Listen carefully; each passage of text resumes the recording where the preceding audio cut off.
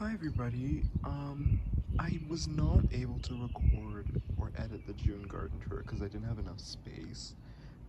So before the July garden tour, I just wanted to give a quick, brief overview of this bed. So I'm starting from the other side this time.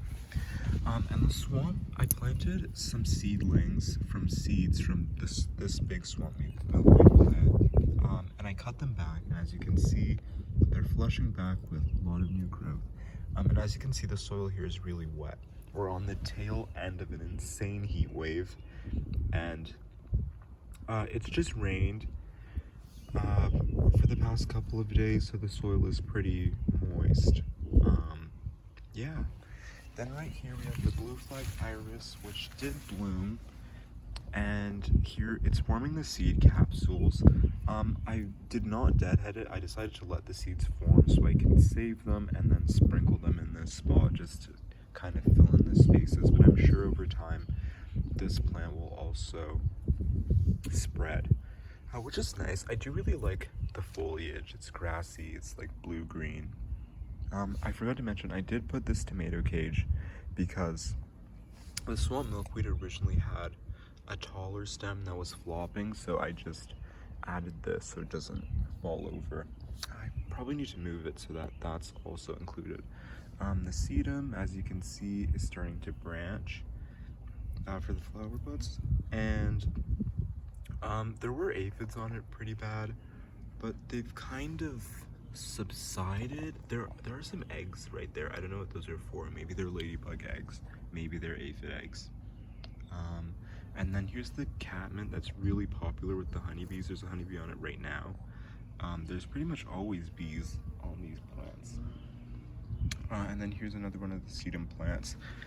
This gray-headed coneflower, I don't really know what was up with it. Like, you can see, this was like the foliage from earlier in the season, and then this started happening. I think it has to do with the drought, but it is getting better as we've gotten more rain, and it is budding up to produce its flowers. I recently got some cultivars of purple coneflower that I've just been planting here and there throughout this space. So like, here are a couple. I cut them back just to reduce the heat stress, except for the ones that had flowers. And there's another one right back there. Here's another one. I really like the flower color. And then here's the other purple coneflower. This one is a self-seeded one from the one in the front, but it's like dwarfed. I don't know what's going on. The other one is also doing this. Then more gray-headed coneflower, and then there's a purple coneflower that's currently in transplant shock. I planted these yesterday, and it was pretty hot yesterday. Today it cooled down, but the high is still 26, so it is pretty hot. This black-eyed Susan is forming its flowers. This one is a division from the one in the front. I think these are probably the plants that have done the best with the transplant. They were divisions, and they were pretty big when I planted them. The butterfly weed has been, I don't know what's happening, but it's kind of starting to get stunted. So maybe I'll just pour some water on that, but yeah.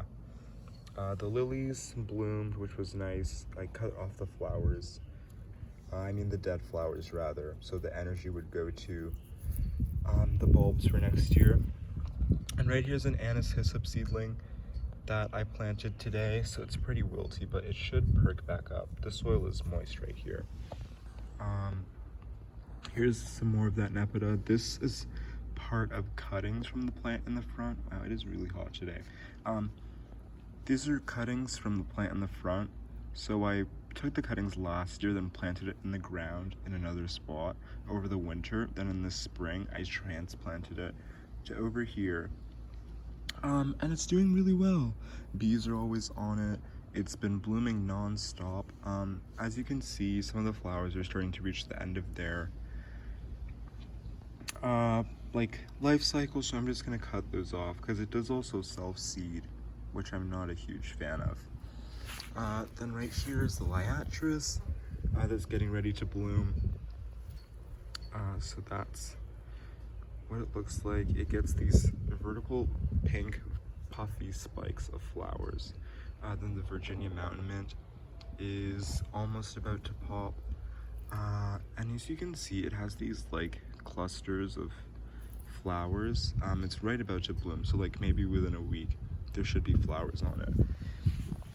Now, everything right here looks really sad because I planted these earlier today. So right here is some Pearly Everlasting.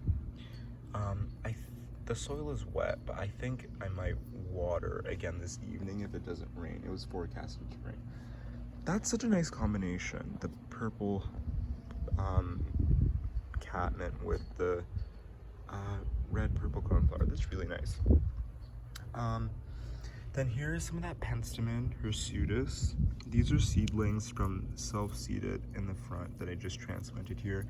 Here's a really sad prairie smoke. I hope that doesn't die on me because I really like this plant.